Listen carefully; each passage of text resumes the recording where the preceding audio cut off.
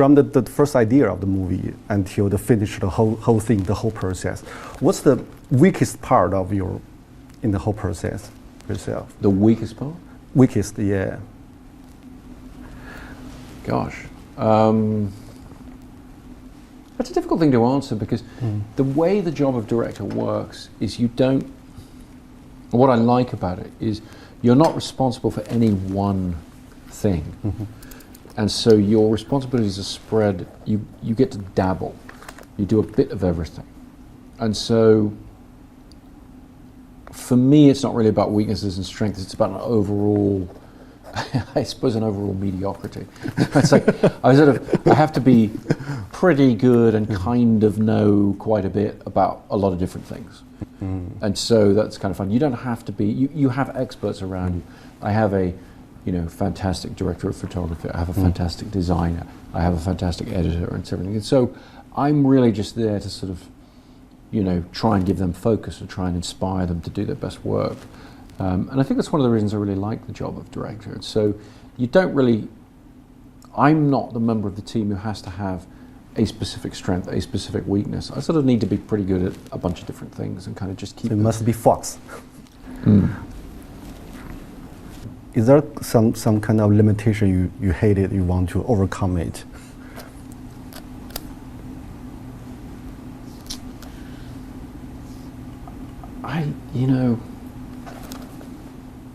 You feel very much when you're writing, you feel the limitations of your ability. Writing, I think, more than any other aspect of filmmaking, is the one where you have a notion, you have an idea underlying, and then you're confronted with the absolute difficulty of executing that. It's very, very tough. Are there some writers inspire you a lot? I'm always drawn to, the writer I always point to is Borges, the Argentinian writer. And his short stories. My favorite. Oh, really? Yeah. Also about kind of inception. Very much. Yeah. Return to a movie director. You are inspired by Ridley Scott and this compare today's achievement with him. So how do you think about your innovation with him? How am I doing relative to that? I mean, geez, not for me to say. I think that, interestingly, the thing about Ridley Scott for me that captured my imagination as a teenager and has always stuck with me is his incredible ability to create worlds, and his fascination with the visual side of filmmaking and ability to do that. And so when I started making my films, I think I pushed in a very different direction. And so my films have been more about narrative, I think, more about writing in a way. And it's almost that thing of the people you admire so much, you sort of need to do something different in a different way.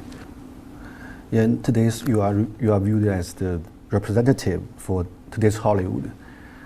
And how do you think about the tradition of Hollywood? I mean, from the John Ford, from the Coppola until James Cameron, until you. I mean, you're part of tradition, or how do you define the tradition? And do you contribute something different in the tradition? Well, I think it comes back to everybody here wanting me to talk about judge myself. Well, no, it's very tough. What I feel a responsibility to do, what I'm trying to do, is add something to that development or that evolution. But I would be lying if I said I knew what it was that I could or had done. I've been very gratified by some of the responses to Dunkirk, where people have felt that it is different, or that it adds something a little bit different to what a summer blockbuster from a Hollywood studio can be, whatever. The thing I've tried to do was I played a very big part in the growth of or the dominance, I would say, of superhero films, and franchise properties and everything, and that was an incredibly important thing in my career. I've always tried to balance that side of my filmmaking with original films and bring things that aren't familiar to an audience. But it's difficult. I mean, in television, everyone always talks about how great TV is today and how amazing it is and how much better it is. But I think films, we have the opposite. You look at it and you say, well, if this film doesn't have some unique point of view to it, if it doesn't have a strong point of view, it's not going to be interesting to people of today.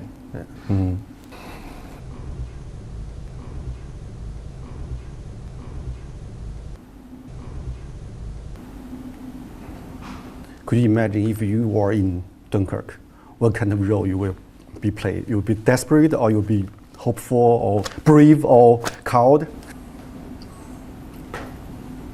I think what the film tries to say very strongly is we cannot know until we are faced with the situation. We like to think that we would behave in a noble way.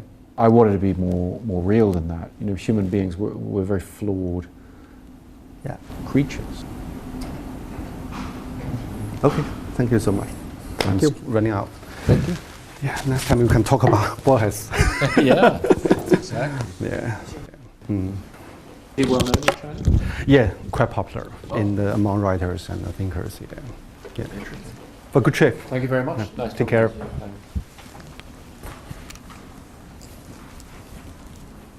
感觉刚刚开始采访结束了。